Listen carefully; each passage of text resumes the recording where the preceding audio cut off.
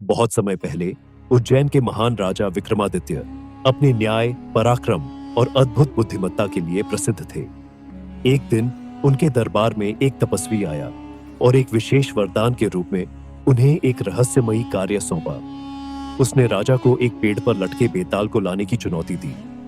तपस्वी ने चेतावनी दी, यह कोई साधारण कार्य नहीं है। बेताल छल कपट से भरा हुआ है। हर बार जब तुम उसे पकड़ोगे, वह तुम्हें एक पहेली सुनाएगा। यदि तुम उसका उत्तर दोगे, तो वह वापस पेड़ पर चला जाएगा।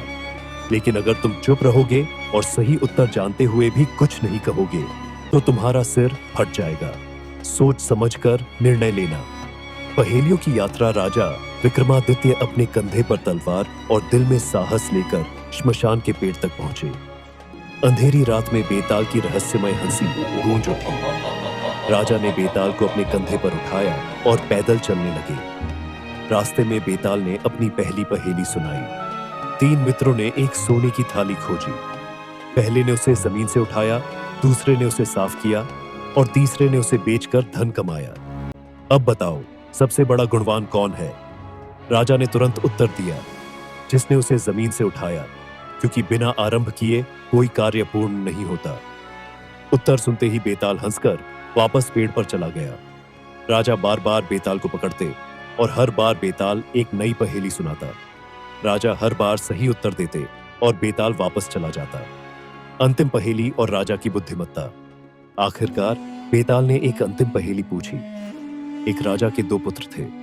बड़ा पुत्र वीर था लेकिन क्रोधी, और छोटा पुत्र शांत था लेकिन कायर। राजा को अपना उत्तराधिकारी चुनना था। वह किसे चुनेगा?